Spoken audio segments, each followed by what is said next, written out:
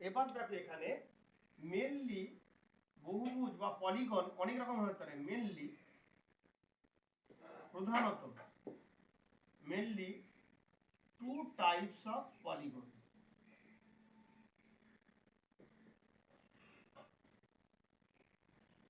Types of পলিগনে কি লিখবো? প্রধানত দু ধরনের বহুভুজ আমরা দেখতে পাবো প্রধানত, তারপরে তার দিকে বিভিন্ন ভাগে ভাগ করব। এক নম্বরটা কি? এক নম্বর বলবো আমরা কনকেভ, যাকে বাংলায় বলবো অকুব্জ। ভালো করে বুঝে দেয়, অকুব্জ কিরকম হবে? অকুব্জ বহুভুজটা কেমন হবে খেয়াল রাখ। দ্য পলিগন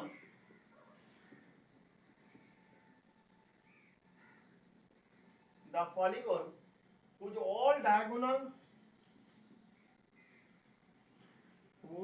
all diagonals ভালো করে মন দিয়ে শুন, whose all diagonals,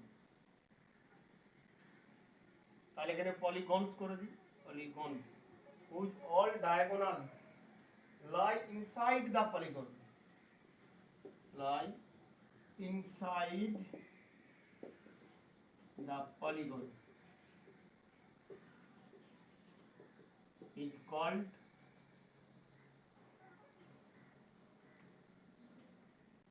এটা চেঞ্জ করে দিই, দাঁড়া, অকুব্জ না করে আগে কুব্জটা বলে দিই। কনভেক্স পলিগন, কুব্জ বহুভুজ, ভালো হবে। The polygon whose all diagonals lie inside the polygon is called convex polygon.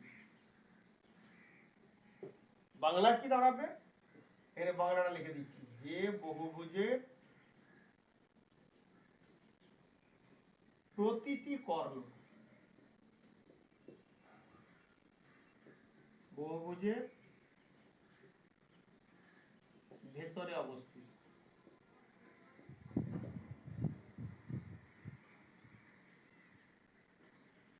তাতে কুব্জ বহুভুজ। দাঁড়া, ভালো করে লিখে দিই, কুব্জ বহুভুজ বলে। কেমন স্যার? ছবিটা কেমন হবে মন দিয়ে শুন, তারপর আমি তোদের বলে দিচ্ছি। কুব্জ বহুভুজ বলবে প্রত্যেকটা সাইড যদি ওর মধ্যে থাকে, কেমন দেখ, ছবি একটা এঁকে দিচ্ছি, তাহলে তোরা ক্লিয়ার হয়ে যাবে তোদের আইডিয়াটা। মনে কর এই ধরনের একটা ছবি আঁকছে,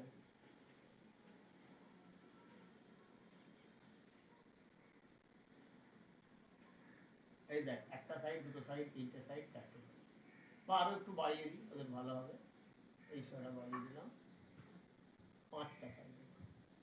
এখন দেখ A B C D E, দেখতে কেমন? বাংলায় বলবো পঞ্চভুজ, ইংরেজিতে বলবো পেন্টাগন। এবার যে কোনো, তোরা জানিস, যে কোনো দুটো দিকে কৌণিক বিন্দু টু ভার্টেক্সকে যোগ করি তাহলে ডায়াগোনাল পাই। তাহলে এই একটা ভার্টেক্স যোগ করলে এটা একটা ডায়াগোনাল, এটা কি হবে বল? একটা ডায়াগোনাল। এইটা যদি যোগ করি কি হবে? আর একটা ডায়াগোনাল। তুই যদি বি যোগ করিস কি হবে? আর একটা ডায়াগোনাল। সি যোগ কর, আর একটা ডায়াগোনাল। আর দেখ কোনো ডায়াগোনাল হবে না, বি এর সঙ্গে এটা, বি এর সঙ্গে ডি হতে পারে, অন্য কালি দিয়ে এঁকে দিই, দেখ ওদের ভালো হবে। এই দেখ বি ডি একটা ডায়াগোনাল হবে, দুটো কৌণিক বিন্দু যোগ করেছি। দেখ আমি এখানে নামও বলে দেবো, দেখ বি থেকে যেমন বিই, বিসি, সিই, সিএফ, আর কিন্তু হবে না, দেখ সব হয়ে গেছে। তাহলে কটা ডায়াগোনাল হলো, কটা কর্ণ হলো? হেয়ার ডায়াগোনালস, ডায়াগোনালস, এক্ষেত্রে কর্ণ হলো কি কি? দেখ বলছি আমি, এর সঙ্গে সি, এর থেকে শুরু কর, এসি এডি, বি থেকে শুরু কর, বি বিডি,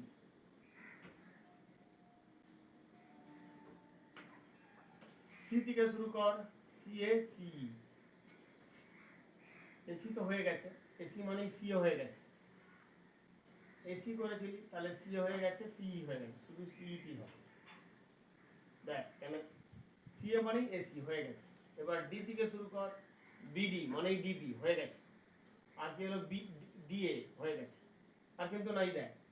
ই থেকে শুরু কর, বিইবি মানে বিই হয়ে গেছে, সিই হয়ে গেছে। তাহলে এই কটাই হবে। এর নাম্বার অফ কর্ণ হলো এইটা। এর সংখ্যা কত? নাম্বার অফ ডায়াগোনাল লিখে রাখ, পরে বোঝাবো কেন লিখছি। একটা, দুটো, তিনটে, চারটে, পাঁচটা। তোদের স্বাভাবিকভাবে মনে হবে যে স্যার এখানে পেন্টাগন বলে 5টা ডায়াগোনাল। না বাবা, অন্য কিছু হবে, পরে বলছি তোর দিকে। ডায়াগোনালের নামগুলো দেখ, আমরা লিখে দিচ্ছি এই পর্যন্ত। তাহলে এইটা হয়ে গেল কনভেক্স পলিগন। কনভেক্স পলিগন বোঝা গেল? সবাই কপি করে নিয়েছিস? নাহলে বারে বারে শুনবি, বুঝতে পারবি। এবার আমি 2 নম্বরটা ইচ্ছে করে ফাঁকা দিয়ে লিখেছি যাতে পরের বারে কম লিখতে হয়। তোরা লিখবি 2 নম্বর কনকেভ পলিগন। কনকেভ পলিগন, শুধু কনভেক্সের জায়গায় কনকেভ করে দিলাম, কুব্জোর জায়গায় অকুব্জ। এই polygons whose all diagonals are not lie inside the polygon is call concave polygon. Bangla কি বলবি? যে বহুভুজের প্রতিটি কর্ণ বহুভুজের ভেতরে অবস্থিত নয় নয় তাকে অকুব্জ বহুভুজ বলে। কেমন ছবিটা হবে? তাহলে এই পর্যন্ত তোরা কপি কর, তারপর আমি ছবিটা এঁকে বুঝিয়ে দিচ্ছি।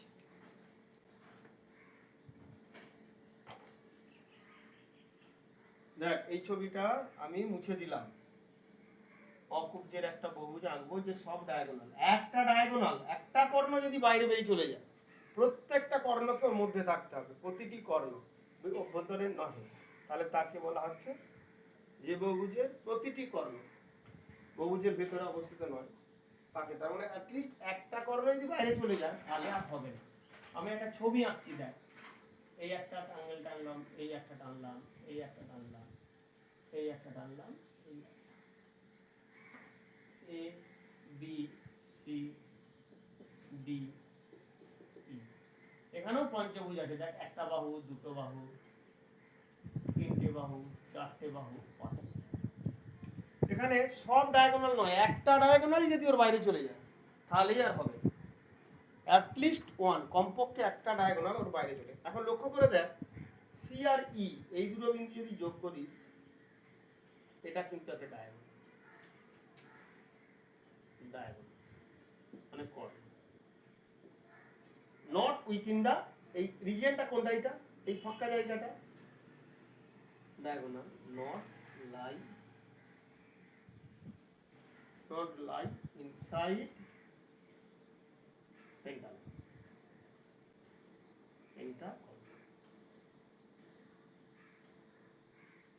পেন্টাগনের ভিতরে না, নট লাই। এই যে একটা ডায়াগোনাল বেরিয়ে গেল, তাহলেই এটা কুব্জ হলো, মানে কনভেক্স হলো না, কনকেভ হয়ে গেল। এখানে প্রতিটি কর্ণ একটা কর্ণ নেই, এই যে ডায়াগোনালটা এটা, তাহলে ইহা বহুভুজের ভেতরে না। ভেতরে না থাকলে কি হবে? এটা অকুব্জ হয়ে যাবে, কনকেভ হয়ে যাবে, কনভেক্সের জায়গায় অকুব্জ হয়ে যাবে। এই অকুব্জটা আন্ডারলাইন করে রাখবি, তোরা কনভেক্সটা রাখ। এই পর্যন্ত পুরোটা তোরা একবার দেখে নে, যে কোনো অসুবিধা থাকলে বল, তারপর আমি এর সাইডগুলো সম্বন্ধে বলতে থাকবো।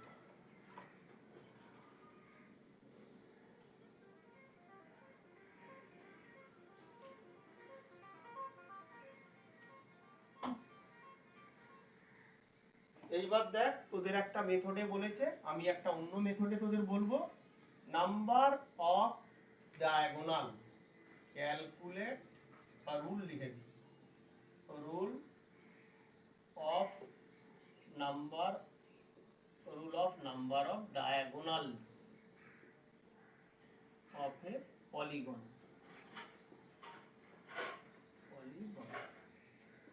অর্থাৎ বহুভুজের কর্ণের সংখ্যার নিয়ম। একটা ছোট্ট রুল বা সূত্র লিখে দিচ্ছি, সেটা দিয়ে দেখবি আমরা বাস্তবেও দেখাবো যে সেটা সমান হচ্ছে। এই পর্যন্ত বোর্ডটা রাখি, তোরা দেখ কি রুলটা। n সংখ্যক বাহু বিশিষ্ট বহুভুজের কর্ণের সংখ্যা। বাংলা মিডিয়াম বোঝা গেল কি বললাম? n সংখ্যক বাহু বিশিষ্ট বহুভুজের কর্ণের সংখ্যা। আর তোরা কি লিখবি? Number off diagonal of n side polygon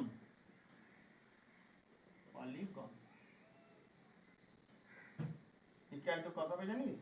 n into n minus 3 divided by 2। খুব ভালো করে তোরা মুখস্থ করে দেয়। এবার আমি বাস্তবে কি করে ঘটছে আমরা তোদের কাউন্ট করে বা গুণে দেখাবো।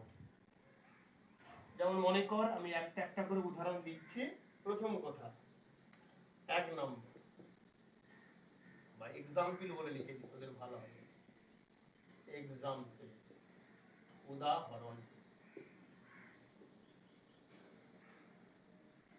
এক্সাম্পল বা উদাহরণ 1,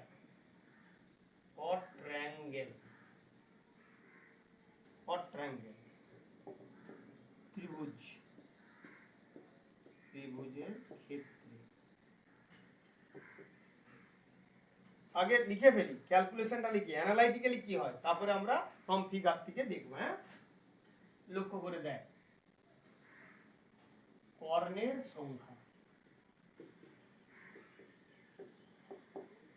নাম্বার অফ ডায়াগোনাল।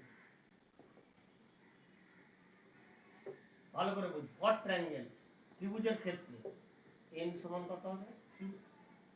তাহলে কর্ণের সংখ্যা কত হবে? সূত্র বসা, n এর জায়গায় 3 ইনটু n ইনটু চিহ্ন দিয়ে দিবি, তোরা তো ছোট, এই চিহ্ন দিয়ে দিবি। 3 minus 3 divided by 2 সমান 3 into 0 by 2 সমান 0। বাস্তবে দেখ, সত্যি কোনো ট্রায়াঙ্গেলের ক্ষেত্রে এই দেখ ABC একটা ট্রায়াঙ্গেল আছে, এর ক্ষেত্রে A আর B এ যোগ করলে AB, এটাও সাইড, A এর সঙ্গে যোগ করলে AC, সেটাও সাইড, B থেকেও দেখ সবই সাইড হয়ে যাবে, কোনো ডায়াগোনাল নাই। এক্ষেত্রে কোনো কর্ণ নেই, তোরা কপি করে নে। No diagonal exist, no diagonal exist, কোনো কর্ণ নাই।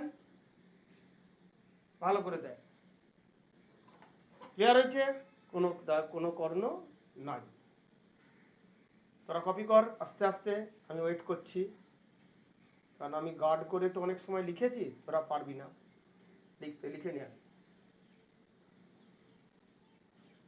কোনো কর্ণ না। এইবার 2 নম্বর দেখ, আমি একটু চেঞ্জ করে দিচ্ছি, ফর ট্রায়াঙ্গেলের জায়গায় ফর কোয়াড্রিল্যাটারাল,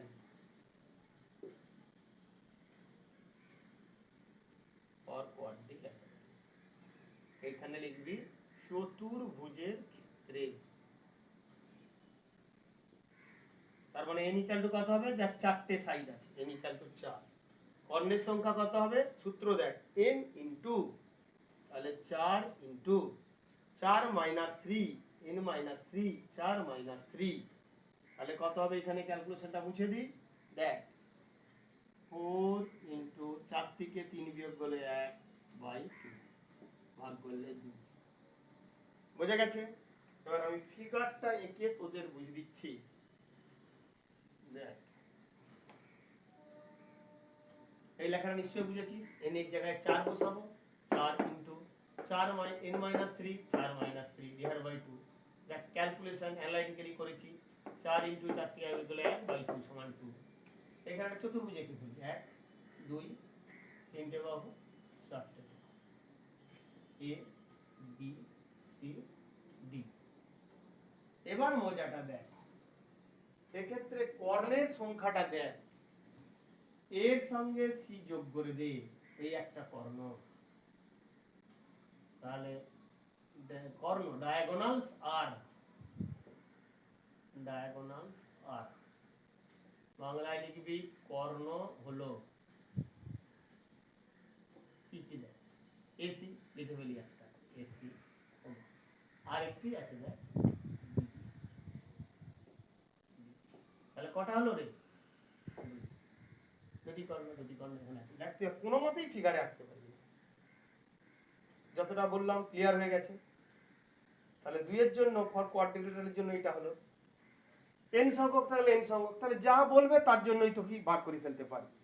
কোয়াড্রিলেটার হচ্ছে পেন্টাগন, হেক্সাগন, যা বলবে সেপ্টাগন, যাই বলো না, সপ্তভুজের ক্ষেত্রে সেপ্টাগন, হেক্সাগন, যাই বলো না কেন তোরা এইটা বার করতে পারবি। স্যার এখানে যদি আমরা বলতাম হেক্সাগন, তাহলে 3 নম্বর দেখে দিচ্ছি দেখ ফর হেক্সাগন। তাহলে এখানে হতো কি বল, হেক্সাগনের জন্য ষড়ভুজ।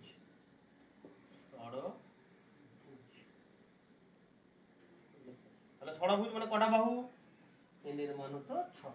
খুব আস্তে করে দাও, সূত্র বসা 6 ইন্টু 6 মাইনাস 3, তাহলে 4 এর জায়গায় 6 মাইনাস z/2। ক্যালকুলেশনটা করে ফেলো। 6 গুণিত 6 থেকে 3 বিয়োগ করে দিলে 3 z/2। 2 এর সঙ্গে 6 কে কাটো, 3 সমান হবে 9। এটাই হয়ে যাবে অ্যান্সার।